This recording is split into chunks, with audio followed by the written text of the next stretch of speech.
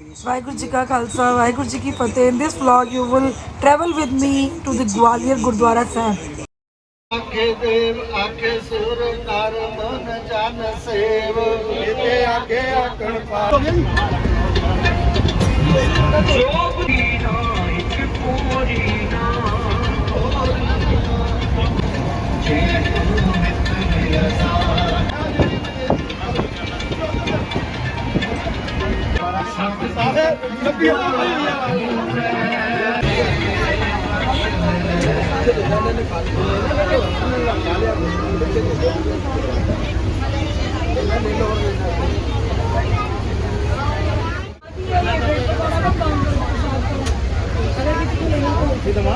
ले लो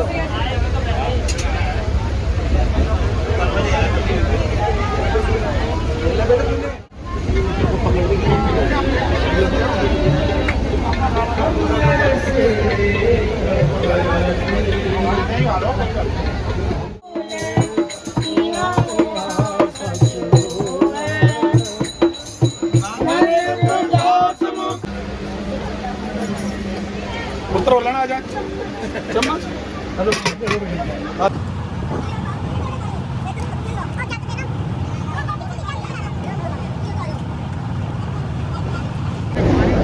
पानी मार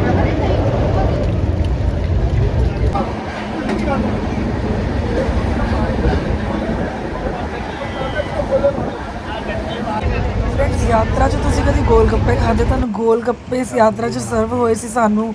ਤਾਂ ਆਪਾਂ ਬ੍ਰੇਕਫਾਸਟ ਤੋਂ ਬਾਅਦ ਗੋਲ ਗੱਪੇ ਖਾਦੇ, ਭੇਲ ਪੂੜੀ ਖਾਦੀ, ਪਾਣੀ ਵੀ ਉੱਥੇ ਤਾਜ਼ਾ ਬਣਾਇਆ ਗਿਆ ਸੀਗਾ। 2-3 ਦਿਨ ਗੋਲ ਗੱਪੇ ਦਾ ਮੂੰਹ ਚਟਕਾਰਾ ਹੋ ਗਿਆ ਸੀਗਾ। गोलगप्पे लो पानी लो, गोलगप्पे लो पानी लो। आंटी कितना सेल लगाओ? गोलगप्पे चटपटा ग्रुप खाओ ऐश करो। 10 के कितने? 10 के 3 10 के 3।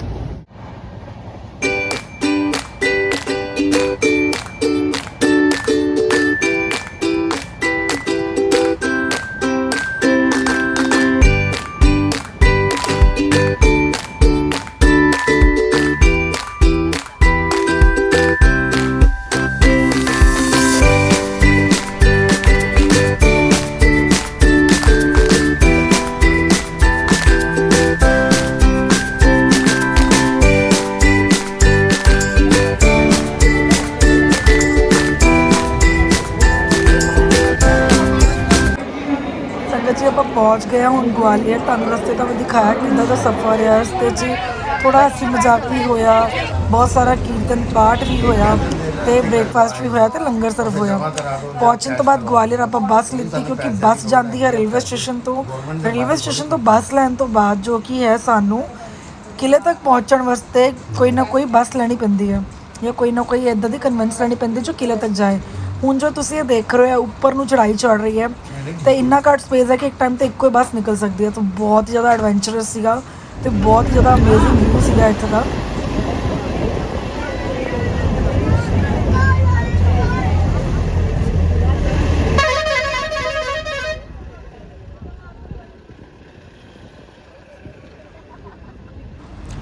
उस किले वास्ते एंट्री हो चुकी है। मेन गेट हैगा, तुसीं देख सकते हो। किले वास्ते एंट्री हो गई गुरुद्वारा साहब जाण वास्ते।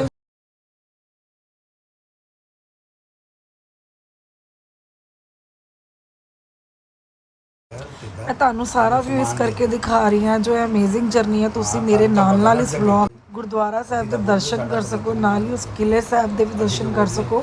ਕਿੰਨਾ ਅਮੇਜ਼ਿੰਗ ਵਿਊ ਹੈ, ਤੁਸੀਂ ਦੇਖ ਸਕਦੇ ਹੋ। ਜੋ ਤੁਸੀਂ ਵੈਸੇ ਵੀ ਇੱਥੇ ਘੁੰਮਣ ਤੇ ਫੋਟੋਸ਼ੂਟ ਵੀ ਕਰਾ ਰਹੇ ਸੀਗੇ ਲੋਕੀ। ਸੋ ਦੇਖ ਸਕਦੇ ਹੋ ਤੁਸੀਂ, ਇਹ ਪੂਰਾ ਮੈਂ ਵਿਊ ਕੈਪਚਰ ਕੀਤਾ ਜਸਟ ਬਿਕੋਜ਼ ਆਫ ਵਿਊ।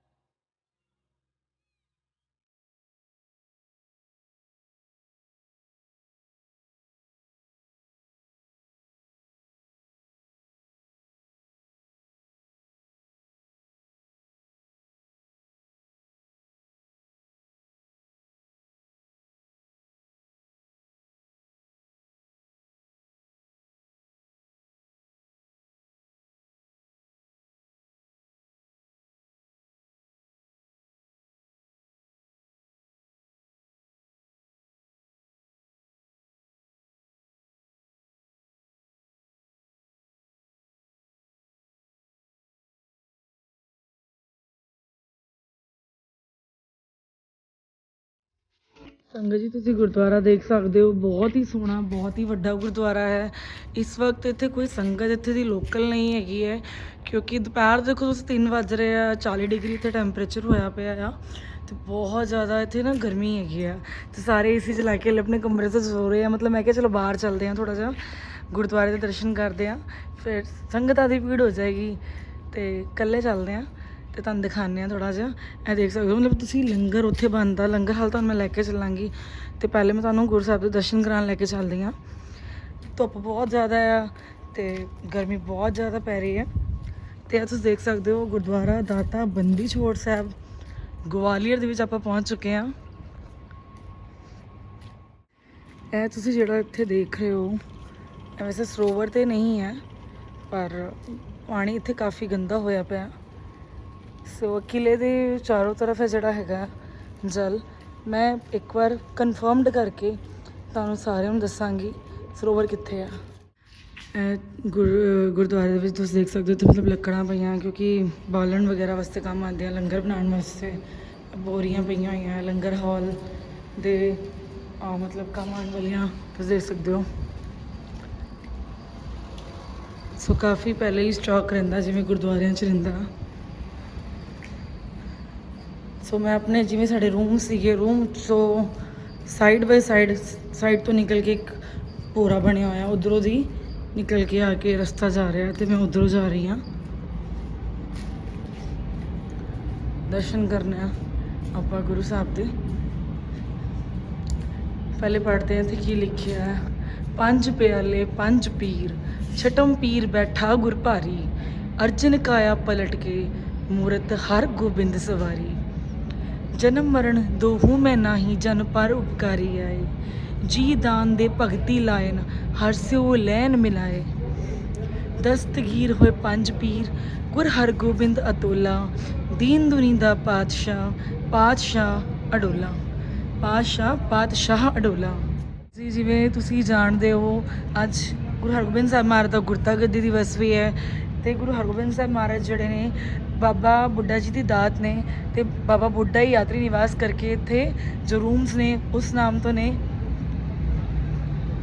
ਇਹ ਗੁਰੂ ਘਰ ਦਾ ਲੰਗਰ ਹੈ, ਤੁਸੀਂ ਦੇਖ ਸਕਦੇ ਹੋ। ਐਂਟਰੀ ਆਪਾਂ ਇੱਧਰੋਂ ਕੀਤੀ ਸੀ, ਤੁਹਾਨੂੰ ਬੱਸ ਇੱਧਰ ਛੋੜੇਗੀ ਕਿਉਂਕਿ ਕਿਲਾ ਹੈ, ਤੁਸੀਂ ਆਪ ਨਹੀਂ ਆ ਸਕਦੇ, ਬੱਸ ਜਾਂ ਟੈਂਪੋ ਜੋ ਵੀ ਆਏਗਾ ਤੁਹਾਨੂੰ ਇੱਧਰ ਲਾਏਗਾ, ਦੈਨ ਐਂਟਰੀ ਦਾ ਫਰਸਟ ਗੇਟ ਤੁਹਾਨੂੰ ਮਿਲ ਜਾਏਗਾ।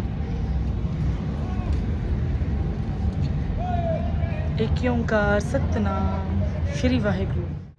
ਸੰਗਤ ਜੀ ਤੁਹਾਨੂੰ ਸਭ ਤੋਂ ਪਹਿਲਾਂ ਮੈਂ ਲੈ ਕੇ ਜਾ ਰਹੀ ਹਾਂ, ਜਿਵੇਂ ਦੇਖ ਸਕਦੇ ਹੋ ਤੁਸੀਂ ਗੁਰੂ ਘਰ ਦਾ ਲੰਗਰ, ਗੁਰੂ ਘਰ ਦਾ ਲੰਗਰ ਹੈ ਕਿਉਂਕਿ ਬਾਬਾ ਜੀ ਨੇ ਫਰਮਾਨ ਕੀਤਾ ਪਹਿਲੇ ਪੰਕਤ ਪਾਛੇ ਸੰਗਤ ਸੇ। ਜੇ ਤੁਸੀਂ ਪਹਿਲੇ ਲੰਗਰ ਛਕਣਾ ਚਾਹੁੰਦੇ ਹੋ ਤਾਂ ਇਸ ਗੇਟ ਤੋਂ ਆ ਸਕਦੇ ਹੋ ਤੇ ਇਧਰੋਂ ਤੁਸੀਂ ਅੰਦਰ ਲੰਗਰ ਛਕਣ ਨੂੰ ਜਾ ਸਕਦੇ ਹੋ, ਬਟ ਆਪਾਂ ਪਹਿਲੇ ਗੁਰਦੁਆਰਾ ਸਾਹਿਬ ਚੱਲਦੇ ਹਾਂ, ਫਿਰ ਮੈਂ ਤੁਹਾਨੂੰ ਲੰਗਰ ਹਾਲ ਅੰਦਰੋਂ ਦਿਖਾਵਾਂਗੀ।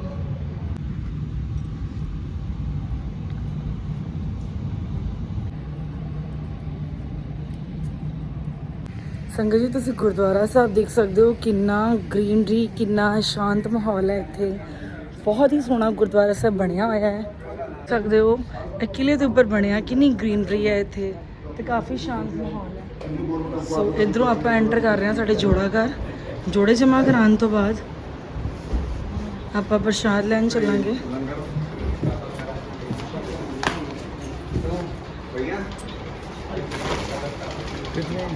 ਜੋੜਾ ਜਮ੍ਹਾਂ ਕਰਾਤੇ ਸੰਗਤ ਜੀ, ਟੋਕਨ ਮਿਲ ਚੁੱਕੇ हैं।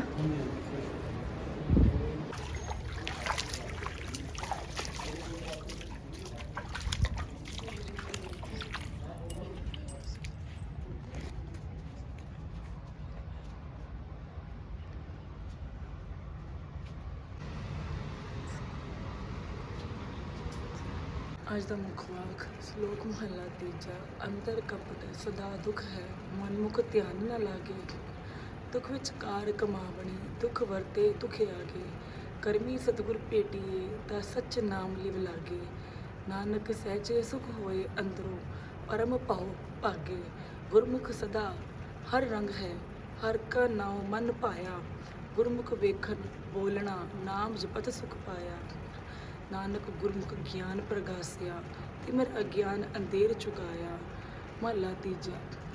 ਮਨਮੁਖ ਮੈਲੇ ਮਰੇ ਗਵਾਰ, ਗੁਰਮੁਖ ਨਿਰਮਲ ਹਰ ਰਖਿਆ ਉਰਤਾਰ, बनत नानक सुनो जन भाई, सतगुर सेव होमे मल जाए। अंतर संसार दुख व्यापै, सिर दंदा नित मार। दूजे पाए सुते कबू न जागे, माया मोह प्यार। नाम न चेते शब्द न विचारे, एओ मनमुख का विचार। हर नाम न पया बिरथा जन्म गवाया, नानक जम मार करे खुआर। पौड़ी जिसनू हर भगत सच बख्शियन, सो सच्चा साहू। तिसकी मोहताजी लोक कढ़ता, औरत हट न वथ न विसाऊ। भगत जना को मन मुख होवै, सो हर रास ले वे मुख पस पाओ। हर के नाम के व्यापारी, हर भगत है जम जगाती। तिना नेड़ न जाओ, जन नानक हर नाम धन लद्या, सदा वे परवाहो। वाहिगुरू जी का खालसा, वाहिगुਰੂ जी की फतेह। ਵਿਆਖਿਆ ਭਾਈ ਜੀ। ਹੇ ਭਾਈ, ਆਪਣੇ ਮਨ ਦੇ ਪਿੱਛੇ ਤੁਰਨ ਵਾਲੇ ਮਨਮੁਖ ਮਨ ਵਿੱਚ ਖੋਟ ਟਿਕਿਆ ਰਹਿੰਦਾ ਹੈ। ਇਸ ਵਾਸਤੇ ਉਸ ਨੂੰ ਸਦਾ ਆਤਮਕ ਕਲੇਸ਼ ਰਹਿੰਦਾ, ਉਸ ਦੀ ਸੁਰਤ ਪਰਮਾਤਮਾ ਵਿੱਚ ਨਹੀਂ ਜੁੜਦੀ। ਉਸ ਮਨੁੱਖ ਦੀ ਸਾਰੀ ਕਿਰਤਕਾਰ ਦੁੱਖ ਕਲੇਸ਼ ਵਿੱਚ ਹੀ ਹੁੰਦੀ ਹੈ। ਹਰ ਵੇਲੇ ਉਸ ਨੂੰ ਕਲੇਸ਼ ਹੀ ਵਾਪਰਦਾ ਰਹਿੰਦਾ, ਪਰ ਲੋਕ ਵਿੱਚ ਉਸ ਵੀ ਦੇ ਵਾਸਤੇ ਕਲੇਸ਼ ਹੈ।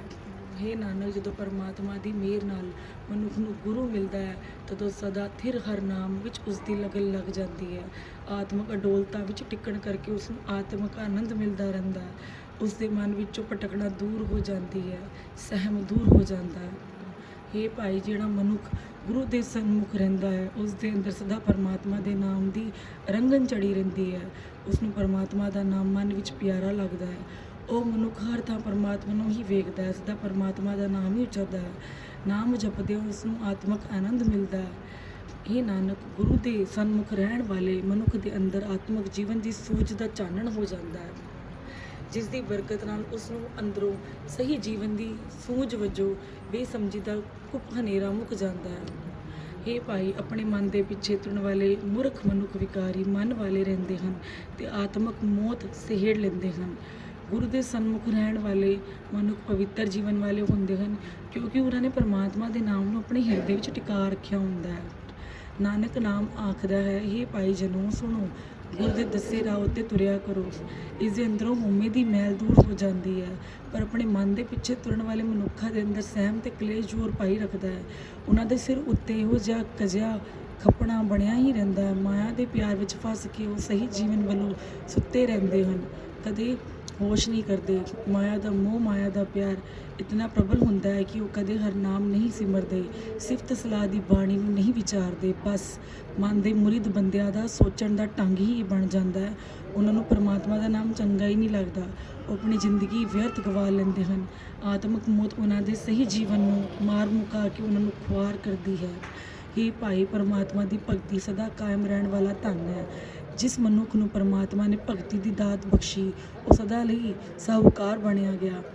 ਸਾਰਾ ਜਗਤ ਉਸ ਦੇ ਧਰ ਅਰਥੀਆਂ ਬਣਦਾ ਹੈ, ਕਿਉਂਕਿ ਕਿਸੇ ਹੋਰ ਹੱਟ ਵਿੱਚ ਨਾ ਇਹ ਸੌਦਾ ਹੁੰਦਾ ਹੈ, ਨਾ ਇਸ ਦਾ ਵਣਜ ਹੁੰਦਾ ਹੈ।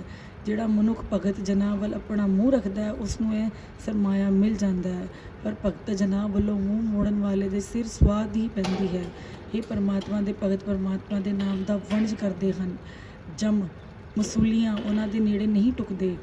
ਦਾਸ ਨਾਨਕ ਵੀ ਪਰਮਾਤਮਾ ਦੇ ਨਾਮ ਧਨ ਦਾ ਸੌਦਾ ਲਾਦਿਆ ਹੈ, ਇਸ ਵਾਸਤੇ ਦੁਨੀਆ ਦੇ ਧਨ ਵੱਲੋਂ ਬੇਮੁਹਤਾਜ ਰਹਿੰਦਾ ਹੈ। ਵਾਹਿਗੁਰੂ ਜੀ ਕਾ ਖਾਲਸਾ, ਵਾਹਿਗੁਰੂ ਜੀ ਕੀ ਫਤਿਹ।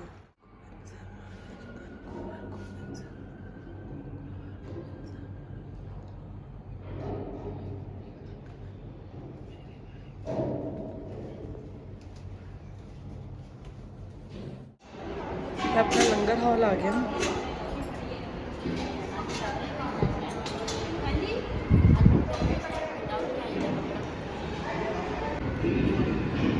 लंगर छक लो संगत जी। मैं प्रसादा नहीं लिया, दाल नहीं लीती, तो लंगर दे विच बहुत कुछ हुंदा।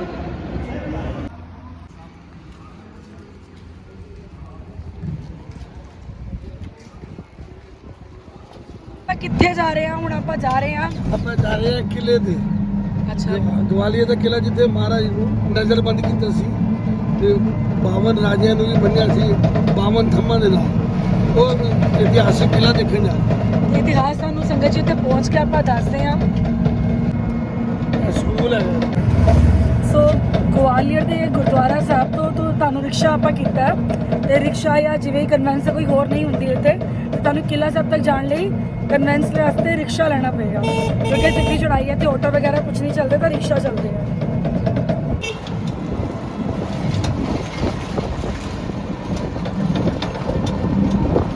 ਇੱਥੇ ਤੁਸੀਂ ਦੇਖ ਸਕਦੇ ਹੋ ਥੋੜਾ ਜਿਹਾ ਜਿਵੇਂ ਸਨੈਕਸ ਵਗੈਰਾ ਵਾਸਤੇ ਰੈਸਟੋਰੈਂਟ ਇਹਨਾਂ ਨੇ ਲਿਖਿਆ ਹੋਇਆ but although it's not restaurant.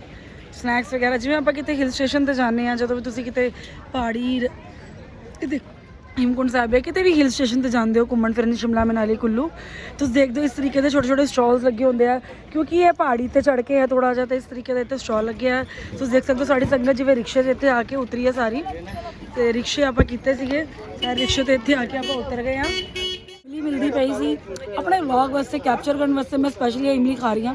ਵੈਸੇ ਮੈਨੂੰ ਕੋਈ ਇੰਟਰਸਟ ਨਹੀਂ ਆ, ਮੈਂ ਕਿਹਾ ਚਲੋ ਟੇਸਟ ਕਰਕੇ ਦੇਖਦੇ ਕੋਈ ਡਿਫਰੈਂਟ ਹੈ। 10 ਰੁਪੀज़ ਦੇ ਵੀ ਸਾਨੂੰ ਇਮਲੀ ਮਿਲ ਰਹੀ ਹੈ ਇੱਥੇ, ਬਹੁਤ ਖੱਟੀ ਹੈ ਬਹੁਤ ਖੱਟੀ ਹੈ। ਮੈਂ ਕਿ ਕੁਝ ਮਿਲੇ ਨਾ ਮਿਲੇ ਵਿਟਾਮਿਨ ਸੀ ਤਾਂ ਮਿਲ ਹੀ ਜਾਏਗਾ, ਚਲੋ ਘੱਟੋ ਘੱਟ ਖਾ ਹੀ ਲਓ।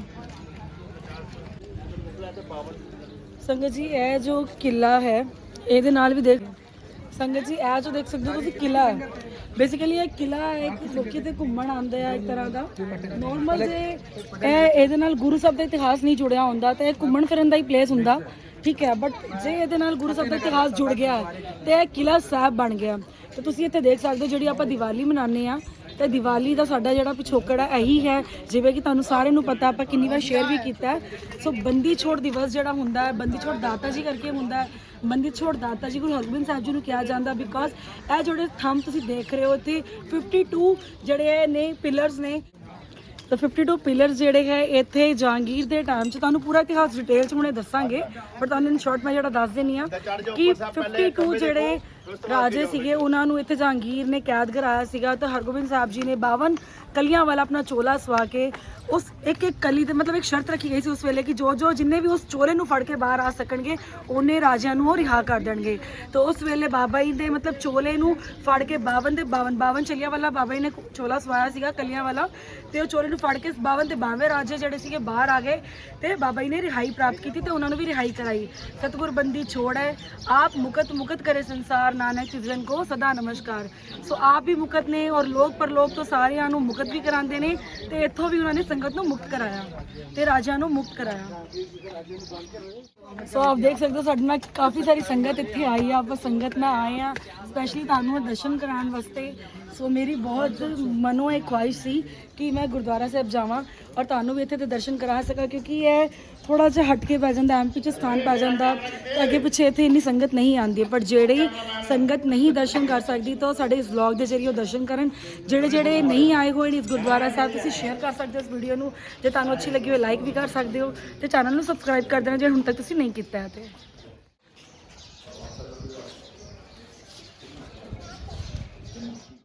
ਹੁਣ ਜੋ ਅਸੀਂ ਅੰਦਰ ਜਾ ਰਹੇ ਹਾਂ ਕਿਲੇ ਦੇ, ਇਹਦੇ ਅੰਦਰ ਆਪ ਜੀ ਨੂੰ ਜੋ ਦੇਖੋਗੇ ਤੁਹਾਨੂੰ 52 ਥੰਮ ਮਿਲਾਂਗੇ ਖੰਭੇ। ਇਹ ਉਹ ਖੰਭੇ ਨੇ ਥੰਮ ਨੇ ਜਿਨ੍ਹਾਂ ਤੇ ਜਦੋਂ ਜਹਾਂਗੀਰ ਬਾਦਸ਼ਾਹ ਉਸ ਟਾਈਮ ਦੇ ਬਾਦਸ਼ਾਹ ਜੋ ਸੀ, ਜਦੋਂ ਪਹਾੜੀ ਰਾਜ ਨਾਲ ਜੰਗ ਲੜਦੇ ਸੀ ਨਾ, ਤੇ ਜਿਹੜੇ ਰਾਜੇ ਤੋਂ ਜਿੱਤ ਹੋਣ ਤੋਂ ਬਾਅਦ ਇੱਥੇ ਖੰਭੇ ਨਾਲ ਉਹਨਾਂ ਨੂੰ ਬੰਨ੍ਹ ਦਿੱਤਾ ਜਾਂਦਾ ਸੀ। ਤੇ ਹਰਗੋਬਿੰਦ ਸਾਹਿਬ ਜੀ ਛਠੀ ਪਾਤਸ਼ਾਹੀ ਨੂੰ ਇੱਥੇ ਕੈਦ ਨਹੀਂ ਅਸੀਂ ਕਹਾਂਗੇ, ਉਹਨਾਂ ਨੂੰ ਖਾਲੀ ਨਜ਼ਰਬੰਦ ਕੀਤਾ ਗਿਆ ਸੀ ਕਿਲੇ ਤੇ, ਜਿੱਥੇ ਮਰਜ਼ੀ ਉਹ ਘੁੰਮ ਸਕਦੇ ਸੀ, ਉਹ ਖਾਲੀ ਨਜ਼ਰਬੰਦ ਸੀ। ਤੇ ਜਦੋਂ ਰਿਹਾਈ ਦਾ ਹੁਕਮ ਆਇਆ, ਜਦੋਂ ਉਹਦੀ ਬੇਗਮ ਨੂਰ ਜਹਾਂ ਬਹੁਤ ਤਬੀਅਤ ਖਰਾਬ ਹੋਣ ਤੇ ਨਿਜ਼ਾਮੁਦੀਨ ਔਲੀਆ ਦਿੱਲੀ ਸਾਈਂ ਮੀਆਂ ਮੀਰ ਜੀ ਉੱਥੇ ਜਿਹੜੇ ਹਾਜ਼ਰ ਸੀ, ਉਹਨਾਂ ਅੱਗੇ ਜਦੋਂ ਫਰਿਆਦ ਬੇਨਤੀ ਕੀਤੀ, ਚਾਦਰ ਚੜਾਈ ਕਿ ਤੁਸੀਂ ਦੁਆ ਕਰੋ, ਮੇਰੇ ਜੋ ਖਾਤਿਮ ਉਸ ਟਾਈਮ ਕਹਿੰਦੇ ਸੀ ਜਹਾਂਗੀਰ ਜੋ ਹੈ ਨੇ ਕਾਫੀ ਤਬੀਅਤ ਖਰਾਬ ਹੈ। ਤੇ ਉਸ ਟਾਈਮ ਸਾਈਂ ਮੀਆਂ ਮੀਰ ਜੀ ਨੇ ਕਿਹਾ ਸੀ ਇੱਕ ਨੂੰ ਲਾਹੌਰ ਨੂੰ ਤੁਸੀਂ ਜਿਹੜਾ ਹੈ ਸ਼ਹੀਦ ਕਰਾਇਆ ਤੇ ਦੂਜੇ ਨੂੰ ਤੁਸੀਂ ਗਵਾਲੀਅਰ ਕੈਦ ਕਰਾਇਆ। ਤੇ ਉਹਨਾਂ ਦੇ ਕਹਿਣ ਤੋਂ ਉਸ ਤੋਂ ਬਾਅਦ ਰਿਹਾਈ ਦਾ ਹੁਕਮ ਆਇਆ ਤੇ ਹਰਗੋਬਿੰਦ ਸਾਹਿਬ ਜੀ ਇੱਥੇ ਰੋਜ਼ ਆਪਣਾ ਕੀਰਤਨ ਆਨੰਦਮਈ ਵਿਚਾਰ ਕਰਦੇ ਸਾਰੇ ਰਾਜਿਆਂ ਨਾਲ। ਤੇ ਉਹਨਾਂ ਨੇ ਉਸ ਟਾਈਮ ਜਿਹੜਾ ਹੈ ਕਿਹਾ ਮੈਂ ਇਕੱਲਾ ਰਿਹਾ ਨਹੀਂ ਹੋਵਾਂਗਾ ਤੇ ਸਾਰੇ 52 ਰਾਜਾ ਰਿਹਾ ਹੋਣਗੇ। ਫਿਰ ਬਾਬਾ ਬੁੱਢਾ ਜੀ ਨੇ ਜਦੋਂ ਹੁਕਮ ਹੋਇਆ ਕਿ ਕੁਰਤੇ ਦੀ ਕਲੀਆਂ ਫੜ ਕੇ ਜਿਹੜਾ ਹੈ ਤੁਸੀਂ ਜਿੰਨੇ ਰਾਜਾ ਰਿਹਾ ਕਰ ਸਕਦੇ ਹੋ, ਕਿਉਂਕਿ ਕੁਰਤਾ ਬਹੁਤ ਜ਼ਿਆਦਾ ਕਲੀਆਂ 8 ਕਲੀ 12 16 ਕਲੀ ਦਾ ਬਣ ਜਾਏਗਾ। ਉਹਨਾਂ ਨੇ ਆਪਣੀ ਸੋਚ ਸੋਚੀ, ਗੁਰੂ ਸਾਹਿਬ ਨੇ ਆਪਣੀ ਸੋਚ ਸੋਚੀ, ਸੋ 52 ਕਲੀਆਂ ਦਾ ਕੁਰਤਾ ਤਿਆਰ ਕੀਤਾ ਗਿਆ। ਉਹ 52 ਕਲੀਆਂ ਫੜ ਕੇ ਜਿੰਨੇ ਰਾਜਾ ਸੀ ਸਾਰੇ ਰਿਹਾ ਕੀਤੇ ਗਏ। ਆਓ ਹੁਣ ਆਪ ਜੀ ਨੂੰ ਉਹ ਖੰਭੇ ਨਾਲ ਦਰਸ਼ਨ ਕਰਾਉਂਦੇ ਹਾਂ।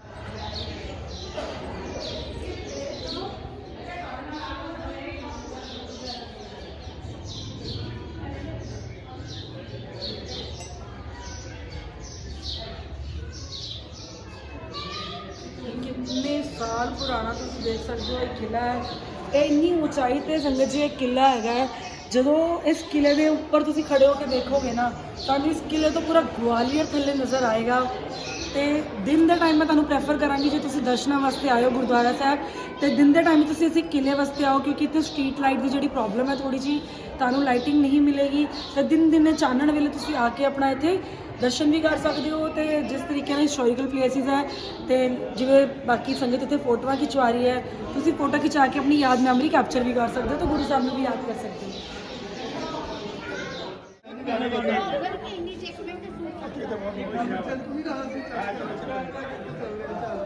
इधरों रास्ता है, इधरों थले जा सकते हैं बट कोई जाएगा नहीं, ना जाना चाहिए है। तो बेसिकली इतना बड़ा पुल जो देख रहे हो ਇਹਦਾ ਇਤਿਹਾਸ ਮੈਨੂੰ ਵੀ ਨਹੀਂ ਪਤਾ। ਇਹ ਜੋ ਸੰਗਤ ਜੀ ਤੁਸੀਂ ਦੇਖ ਰਹੇ ਹੋ ਰਸਤਾ, ਬੇਸਿਕਲੀ ਇਸ ਰਸਤੇ ਤੋਂ ਉਸ ਵੇਲੇ ਥੱਲੇ ਜਾਂਦੇ ਸੀਗੇ। ਇਹ ਰਸਤਾ ਹੁਣ ਬੰਦ ਹੋ ਚੁੱਕਿਆ ਤੇ ਜਿਹੜਾ ਤੁਸੀਂ ਦੇਖ ਰਹੇ ਹੋ अच्छा मारना दरवाजे में भाई साहब चल रही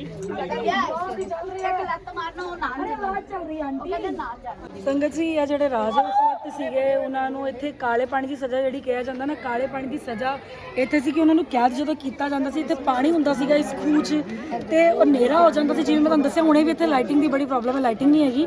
ਤੇ ਉਸ ਵੇਲੇ ਸੋਚੋ ਉਸ ਵਕਤ ਇੰਨੀ ਛੇਤੀ ਜਦੋਂ ਪੋਲਿਊਸ਼ਨ ਇੰਨਾ ਨਹੀਂ ਸੀਗਾ, ਜਲਦੀ ਨਾ ਹਨੇਰਾ ਦੇਰ ਸਵੇਰ ਜਲਦੀ ਸਭ ਕੁਝ ਦਿਨ ਮਤਲਬ ਚੜ੍ਹਦਾ ਸੀ ਢਲਦਾ ਸੀਗਾ। ਉਸ ਵੇਲੇ ਬਹੁਤ ਛੇਤੀ ਹਨੇਰਾ ਹੋ ਜਾਂਦਾ ਸੀ ਤੇ ਕਾਲੀ ਪਾਣੀ ਦੀ ਸਜ਼ਾ ਇਹੀ ਸੀ ਕਿ ਬੇਸਿਕਲੀ ਉਹਨਾਂ ਨੂੰ ਕੈਦ ਕੀਤਾ ਜਾਂਦਾ ਸੀ ਇੱਥੇ ਤੇ ਹਨੇਰਾ ਹੋ ਜਾਂਦਾ ਸੀ, ਪਾਣੀ ਦੇ ਪਰਛਾਵੇਂ ਨਾਲ ਹੋਰ ਹਨੇਰਾ ਹੋ ਜਾਂਦਾ ਸੀ ਤੇ ਉਹਨਾਂ ਨੂੰ ਇੱਕ ਤਰ੍ਹਾਂ ਦਾ ਬੰਦੀ ਬਣਾ ਕੇ ਇੱਥੇ ਸਜ਼ਾ ਦੇ ਤੌਰ ਤੇ ਰੱਖਿਆ ਜਾਂਦਾ ਸੀਗਾ। ਜੋ ਕਿ ਜਹਾਂਗੀਰ ਉਸ ਵਕਤ ਦਾ ਰਾਜਾ ਸੀਗਾ, ਬਾਦਸ਼ਾਹ ਸੀਗਾ, ਜਿਹਨੇ ਆਲਰੇਡੀ ਲਾਹੌਰ ਦੇ ਵਿੱਚ ਗੁਰੂ ਅਰਜਨ ਦੇਵ ਜੀ ਨੂੰ ਸ਼ਹੀਦ ਕਰਾਇਆ ਸੀਗਾ ਤੇ ਹਰਗੋਬਿੰਦ ਸਾਹਿਬ ਜੀ ਨੂੰ ਇੱਥੇ ਉਹਨੇ ਕੈਦ ਕਰਾਇਆ।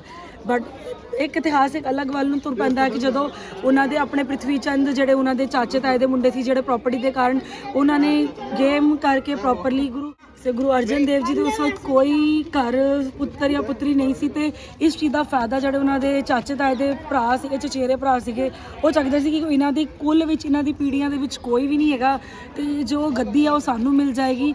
ਤਾਂ ਉਸ ਵਕਤ ਮਾਤਾ ਗੰਗਾ ਜੀ, ਜਿਵੇਂ ਸਾਰੇ ਜਣੇ ਜਾਣਦੇ ਆ, ਇਤਿਹਾਸ ਇੱਕ ਅਲੱਗ ਇਤਿਹਾਸ ਹੈ। ਸੋ ਮਾਤਾ ਗੰਗਾ ਜੀ ਹੈ ਹਰਗੋਬਿੰਦ ਸਾਹਿਬ ਜੀ ਦੀ ਦਾਤ ਮੰਗਣ ਵਾਸਤੇ ਬਾਬਾ ਬੁੱਢਾ ਜੀ ਕੋਲ ਗਏ ਸੀ ਤੇ ਉੱਥੇ ਬਾਬਾ ਬੁੱਢਾ ਜੀ ਨੇ ਗੰਡਾ ਬਣ ਕੇ ਕਿਹਾ ਸੀ।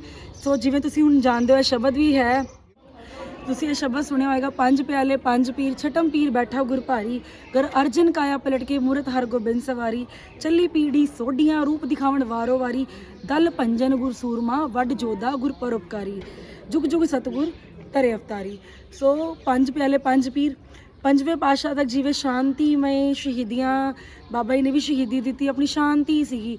ਛਟਮ ਪਾਤਸ਼ਾਹ ਜਦੋਂ ਆਏ ਤੇ ਉਹਨਾਂ ਨੇ ਮੀਰੀ ਪੀਰੀ ਦੋ, ਸੋ ਛੇਵੇਂ ਪਾਤਸ਼ਾਹ ਦਾ ਜਦੋਂ ਆਗਮਨ ਹੋਇਆ ਉਹਨਾਂ ਨੇ ਮੀਰੀ ਤੇ ਪੀਰੀ ਦੋ ਕਿਰਪਾਨਾਂ, ਜਿਹਨਾਂ ਨੂੰ ਤਲਵਾਰਾਂ ਕਿਹਾ ਜਾਂਦਾ, ਲੋਕੀ ਤਲਵਾਰਾਂ ਵੀ ਕਹਿੰਦੇ ਨੇ ਹਿੰਦੀ ਲੈਂਗੁਏਜ ਦੇ ਵਿੱਚ ਉਹਨੂੰ, ਤੇ ਕਿਰਪਾਨਾਂ ਧਾਰਨ ਕੀਤੀਆਂ ਜਿਹਦਾ ਮਤਲਬ ਸੀ ਮੀਰੀ ਦੀ ਇੱਕ ਪੀਰੀ ਦੀ ਰਾਖੀ ਕਰੇ ਫਕੀਰੀ ਦੀ। ਮੀਰੀ ਇੱਕ ਹੋ ਗਿਆ, ਤੁਸੀਂ ਮਤਲਬ ਬਾਣੀ ਦੇ ਨਾਲ ਬਾਣੇ ਦੇ ਨਾਲ ਵੀ ਜੁੜਨਾ ਹੈ। ਖਾਲੀ ਬਾਣੀ ਪੜ੍ਹ ਕੇ ਵੀ ਕੁਝ ਨਹੀਂ ਹੋ ਸਕਦਾ, ਜੋ ਤੁਸੀਂ ਬਾਣੇ ਦੇ ਨਾਲ ਨਹੀਂ ਜੁੜੋਗੇ ਤੁਹਾਡੇ ਅੰਦਰ ਸਿੱਖੀ ਪ੍ਰੋਪਰ ਸਿੱਖੀ ਸਾਬਤ ਸੂਰਤ ਤੁਸੀਂ ਹੋਣੇ ਚਾਹੀਦੇ ਹੋ। ਸਿੱਖੀ ਦੇ ਨਾਲ ਤੁਹਾਡੇ ਅੰਦਰ ਬਾਣਾ ਵੀ ਹੋਣਾ ਚਾਹੀਦਾ, ਤੁਹਾਨੂੰ ਸ਼ਸਤਰ ਵਿਦਿਆ ਦਾ ਵੀ ਗਿਆਨ ਹੋਣਾ ਚਾਹੀਦਾ ਤਾਂ ਕਿ ਤੁਸੀਂ ਨਿਹੱਥੇ ਨਹੀਂ ਹੋ, ਤੁਹਾਡੇ ਤੇ ਕੋਈ ਜ਼ਾਲਮ ਤੇ ਜ਼ੁਲਮ ਦਾ ਜਿਵੇਂ ਕਹਿੰਦੇ ਹੈ ਟਾਕਰਾ ਕਰਨਾ ਹੈ, ਤੁਹਾਨੂੰ ਮਤਲਬ ਜ਼ੁਲਮ ਨਹੀਂ ਸਹਿਣਾ, ਨਾ ਜ਼ੁਲਮ ਕਰਨਾ ਹੈ, ਨਾ ਜ਼ੁਲਮ ਸਹਿਣਾ ਹੈ, ਨਾ ਕਰਨ ਦੇਣਾ ਹੈ ਕਿਸੇ ਨੂੰ। ਤੇ ਉਸ ਤਰੀਕੇ ਨਾਲ ਬਾਬੇ ਨੇ ਕਿਹਾ ਕਿ ਤੁਹਾਨੂੰ ਸ਼ਸਤਰ ਵਿਦਿਆ ਵੀ ਆਉਣੀ ਚਾਹੀਦੀ ਹੈ ਤੇ ਸ਼ਸਤਰ ਵਿਦਿਆ ਦਾ ਜਿਹੜੀ ਆਰੰਭਤਾ ਹੋਈ ਹਰਗੋਬਿੰਦ ਸਾਹਿਬ ਜੀ ਤੋਂ ਹੋਈ।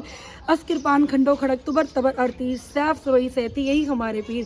ਸੋ ਇਸ ਦੇ ਮਹਾਵਾਕਾਂ ਅਨੁਸਾਰ ਸ਼ਸਤਰਾਂ ਨੂੰ ਹੀ ਆਪਾਂ ਜਾਗਤ ਜੋਤ ਜਪਿਆ ਨਿਸਬਾਸਨ, ਉਸ ਦੇ ਅਕੋਰਡਿੰਗ ਹੀ ਉਹਨਾਂ ਨੂੰ ਆਪਾਂ ਹਾਜ਼ਰ ਨਾਜ਼ਰ ਪ੍ਰਤੱਖ ਸਤਿਗੁਰੂ ਦੇ ਦਰਸ਼ਨ ਜੇ ਆਪਾਂ ਕਰਨੇ। ਗੁਰੂ ਗੋਬਿੰਦ ਸਿੰਘ ਜੀ ਨੇ ਮਾਤਾ ਸਾਹਿਬ ਕੌਰ ਜੀ ਨੂੰ ਜਦੋਂ ਸ਼ਸਤਰ ਦਿੱਤੇ ਸਨ ਤੇ ਕਿਹਾ ਸੀ ਕਿ ਜੇ ਤੁਸੀਂ ਮੇਰੇ ਦਰਸ਼ਨ ਕਰਨਾ ਚਾਹੁੰਦੇ ਹੋ ਤੇ ਸ਼ਸਤਰਾਂ ਦੇ ਵਿੱਚ ਬਾਣੀ ਪੜ੍ਹ ਕੇ ਤੁਸੀਂ ਆਣਾ ਤੇ ਸ਼ਸਤਰਾਂ ਨੂੰ ਨਮਸਕਾਰ ਕਰਨਾ, ਤੁਹਾਨੂੰ ਮੇਰੇ ਹਾਜ਼ਰ ਨਾਜ਼ਰ ਦਰਸ਼ਨ ਹੋਣਗੇ। ਇਸ ਤਰੀਕੇ ਨਾਲ ਬਾਬਾ ਜੀ ਨੇ ਕਿਹਾ ਕਿ ਮੀਰੀ ਤੇ ਪਗੀਰੀ ਤੁਹਾਨੂੰ ਦੋਨੋਂ ਧਾਰਨ ਕਰਨੀਆਂ ਹੋਣਗੀਆਂ। ਬਾਣੀ ਦੇ ਨਾਲ ਤੁਹਾਨੂੰ ਬਾਣੇ ਦੇ ਨਾਲ ਵੀ ਜੁੜਨਾ ਹੋਏਗਾ। ਬਾਣਾ ਜੇ ਤੁਸੀਂ ਧਾਰਨ ਕਰਦੇ ਹੋ ਤਾਂ ਬਾਣੇ ਦੇ ਨਾਲ ਤੁਹਾਨੂੰ 5 ਟਾਈਮ ਦਾ ਨੇਮੀ ਵੀ ਹੋਣਾ ਪਏਗਾ।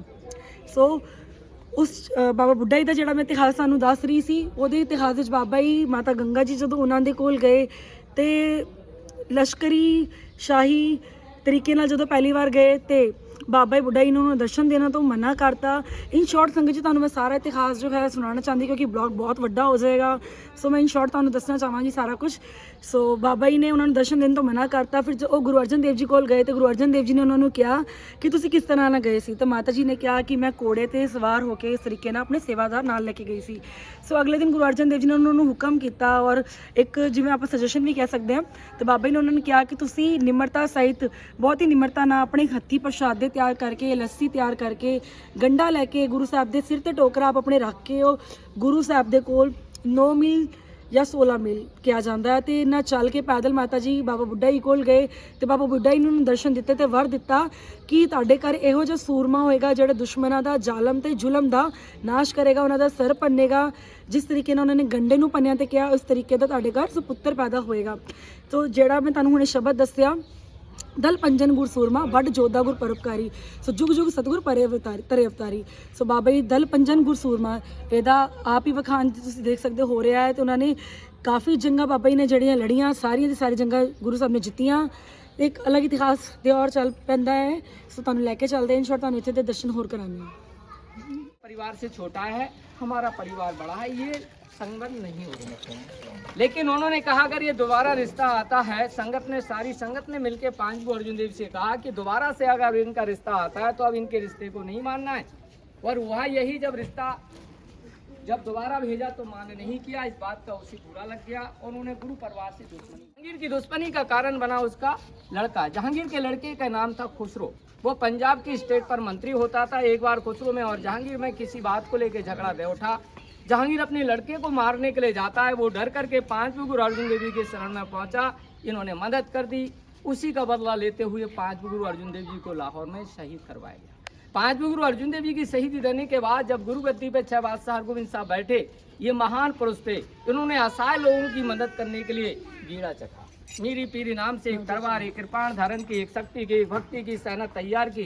जहांगीर को लगने लगा कि गुरु की कलाएं उठ रही हैं। अगर ये सारे राजाओं को मिला लेंगे तो हम शासन किस पर करेंगे। लेकिन ना तो वो गुरु साहब को बंदी बना सकता था, ना जुर्म कर सकता था, क्योंकि सब राजा उनके साथ में थे। ये मौका पाते ही चंदू ने जहांगीर को घर दिया। चंदू ने जहांगीर से कहा कि आप बीमार रहते, आपको बीमारी नहीं, आपको 7.5 का लगा है, आपके कुछ गिराए खराब चल रहे हैं, इसके लिए तो आप किसी महान पुरुष से जाप कराओ। तो उन्होंने पूछा कि भाई कौन सा ऐसा पुरुष है जो हमारे लिए तपस्या कर सकते हैं। उन्होंने बताया कि 6 बादशाह हरगोबिंद साहब बहुत महान है, इनको एकांत ग्वालियर जैसे किले पर भेज करके तपस्या कराएंगे तो आपका 7.5 का ठीक हो जाएगा। ये बहाना था चंदू का। चंदू चाहते थे कि मैं ग्वालियर के किले पर यदि गुरु साहब को भेज दूंगा तो अमृतसर में, पंजाब में यानी जो है मैं अपनी दुश्मनी का बदला ले सकता हूँ। क्योंकि ये जो है उन्होंने सोचा यहाँ पर हरद्वार दरोगा नाम का जो मेन सूबेदार था वो उनका रिश्तेदार लगता था। उन्होंने सोचा कि ग्वालियर के किले पर हम भेज देंगे तो अपनी दुश्मनी हम निकाल सकते हैं। जहांगीर को ये बात मीठी लगी। उन्होंने सोचा ये तो मौके की बात है, इस बहाने से हम ग्वालियर के किले पर गुरु साहब को भेज देंगे तो अमृतसर में, पंजाब में इनकी जो सैनिक शक्ति बढ़ रही है, सम्मान बढ़ता जा रहा है, वो रुक जाएगा। तो दोनों ने अपना मतलब निकालने के लिए 6 बादशाह हरगोबिंद साहब को ग्वालियर के किले पर तप करने के वास्ते भेजा, सिर्फ बहाना लेकर। जब गुरु साहब यहाँ पर आए तो बंधे हुए राजाओं को देखा, उनको लगा कि राजा किस तरीके से बेबस बंधे हुए हैं, उनको बड़ा कष्ट हुआ। लेकिन राजाओं ने जब गुरु साहब को देखा, उनको लगा कि किस तरीके से गुरु साहब के देखते ही उनके आंसों में से प्रेम के आंसू झलकने लगे।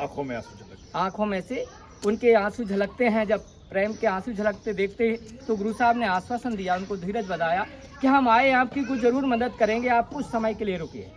ऐसे रहते हुए गुरु साहब को 2 साल 3 महीने हो गए। जब काफ़ी समय हो गया, अमृतसर में माता गंगा जी को बड़ा कष्ट हुआ। उन्होंने बाबा बुड्ढा जी से कहा कि आप ग्वालियर के किले पर जाओ और हरगोबिंद साहब को वापस लाओ।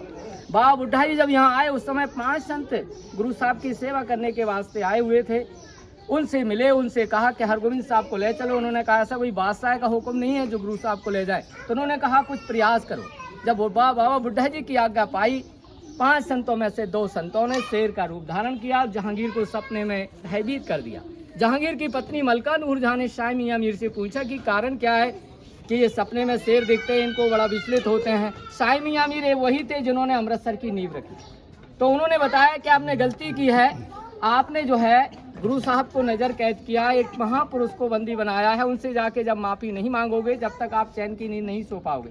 तो मलका नूर जहां के दबाव के कारण जहांगीर आकर के गुरु साहब को छोड़ने का ऐलान कर देता है। जब ये खबर राजाओं को हुई कि सुबह तो गुरु साहब निकल जाएंगे, सारे राजाओं ने गुरु साहब से कहा यदि आप अकेले जा रहे हो तो हमको कोई छुड़ाने वाला नहीं है। उन्होंने कहा जय बादशाह हरगोविंद साहब जी ने कि नहीं, हम किसी एक बंदे को छोड़ के नहीं जाएंगे, हम जाएंगे तो सारे राजाओं को साथ में लेके जाएंगे।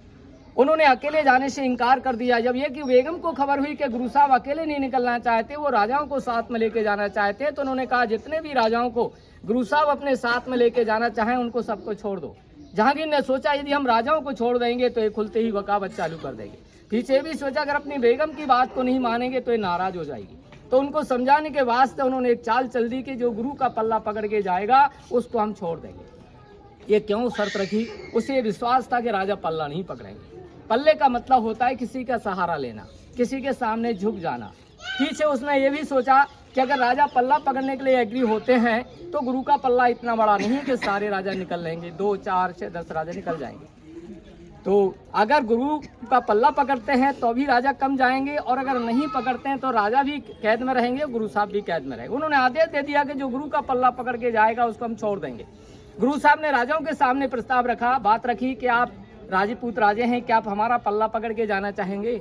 राजपूत राजाओं ने विचार किया हम किसी राजा महाराजा का पल्ला नहीं पकड़ रहे हैं, किसी आम जनता का पल्ला नहीं पकड़ रहे हैं, पल्ला तो हम एक संत का पल्ला पकड़ रहे हैं। बोले गुरु जी हम आपके पल्ले को पकड़ के जाने के लिए तैयार है। गुरु साहब ने विचार किया कपड़ा छोटा है, राजा बहुत सारे कैसे निकाला जाए, लेकिन गुरु तो महान थे और सोचा पल्ला पकड़ने के लिए कहा। ये तो नहीं कहा कि पल्ले का एरिया कितना छोटा कितना बड़ा होना चाहिए। इसलिए गुरु जी ने 52 कली के चोले का निर्माण किया, उसमें 52 कलियां टाकी गई। सुबह होते ही उस पल्ले को, उस कुर्ते को पहना, उस जो बना हुआ अपने हाथों से झालरों द्वारा टका हुआ पहन करके, और एक एक राजा को एक एक पल्ला पकड़ा करके सारे राजाओं को मुक्त किया, सारे राजाओं को कैद से छुड़ाया। उनकी यादगार में दाताबंदी छोड़ के नाम से जय जयकार हुई। दाताबंदी छोड़ के नाम से गुरुद्वारे साहब बनाए गए। तो जहाँ गुरुद्वारे साहब है वहाँ पर गुरु साहब की तपस्या करने वाली जगह है, और जहाँ पर गुरु साहब रहे हैं, जहाँ गुरु जी के चरण पड़ते रहे हैं, ये वो पवित्र पावन जगह जहाँ पर भी आप 10 मिनट खड़े रहें। बोले सोनिहाल।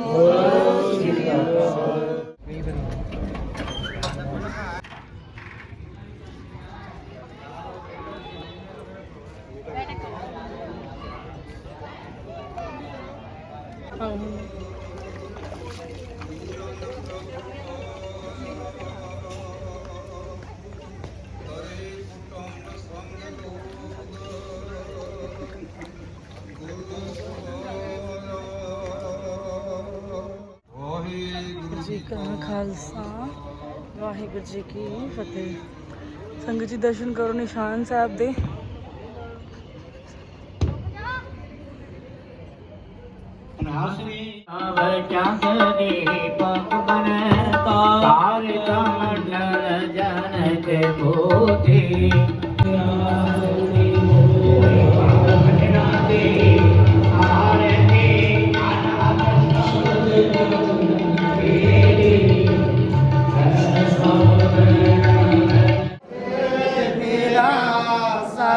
गुरु जिते जाए बढ़े मेरा साथ गुरु सो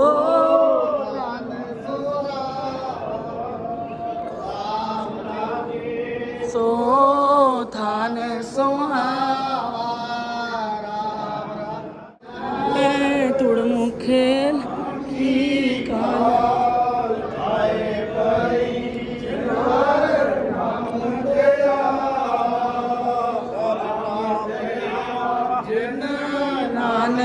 सतगुरु पूजया तिन्हार पूज करा सतगुरु जाहे मेरा सतगुरु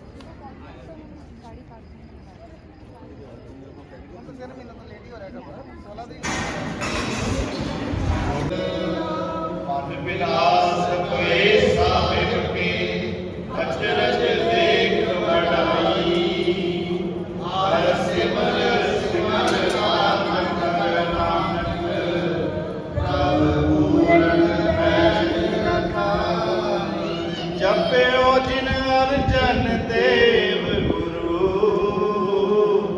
ਫਿਰ ਸੰਕਟ ਜੋਨੇ ਵਾਹਿਗੁਰੂ ਜੀ ਕਾ ਖਾਲਸਾ ਸਿਮਰ ਸੁਖਾਮੋ ਕਲ ਕਲੇਂਦਰ ਮਾਹਿ ਮਿਟਾਓ ਸਿਮਰੋ ਜਾਸ ਬਿਸੰਬਰੇ ਕਹਿ ਨਾਮ ਸੇ ਵੇਦ ਪੁਰਾਨ ਸਿਮਰਤ ਸੁਦਾਖਰ ਨੀਨੇ ਨਾਮ ਨਾਮੇ ਮੇਰਾ ਪ੍ਰੀਤਮ ਪਿਆਰਾ ਮੇਰਾ ਪ੍ਰੀਤਮ ਪਿਆਰਾ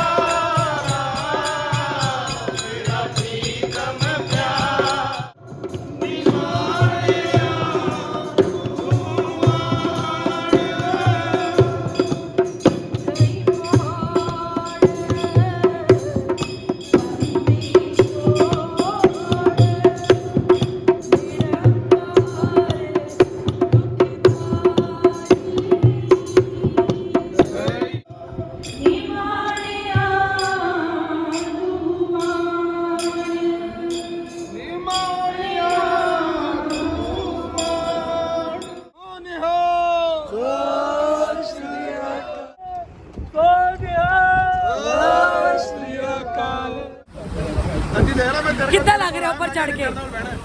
ਕਿੱਦਾਂ ਲੱਗ ਰਿਹਾ ਉੱਪਰ ਚੜ ਕੇ? ਬਹੁਤ ਵਧੀਆ। ਇਹ ਵੇਖ ਲਓ 42 43 ਡਿਗਰੀ ਦੇ ਵਿੱਚ ਧੁੱਪ ਦੇ ਵਿੱਚ ਆਪਾਂ ਟੈਂਪੂ 'ਚ ਜਾ ਰਹੇ ਹਾਂ, ਇਦਾਂ ਇੰਜੋਏ ਕਰਦੇ ਤੇ ਵਾਪਸੀ ਕਰ ਰਹੇ ਹਾਂ। ਸੋਨਿਹਾਲ ਸ੍ਰੀ ਅਕਾਲ। ਵਾਪਸੀ ਹੋ ਰਹੀ ਹੈ ਸੰਗਤ ਜੀ ਸਾਡੀ। ਸ੍ਰੀ ਅਕਾਲ।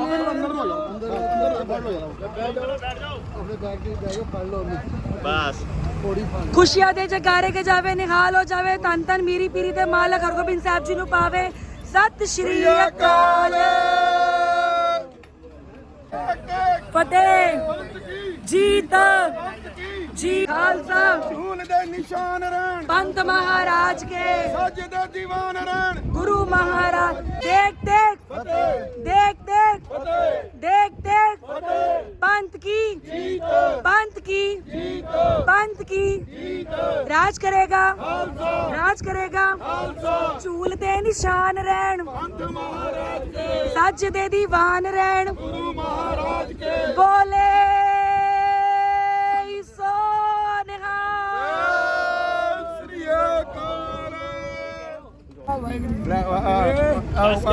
ਗੁੱਡੀ ਨੇ ਹੁਣ ਤੁਹਾਡੀ ਫੋਟੋ ਪਾਉਣੀ ਆ। ਹਾਂ ਹਾਂ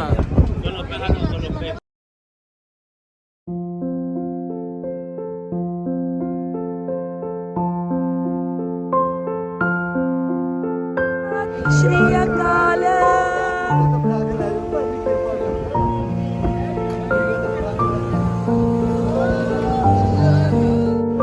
ਸਤਨਾਮ ਵਾਹਿਗੁਰੂ ਸਤਨਾਮ ਵਾਹਿਗੁਰੂ।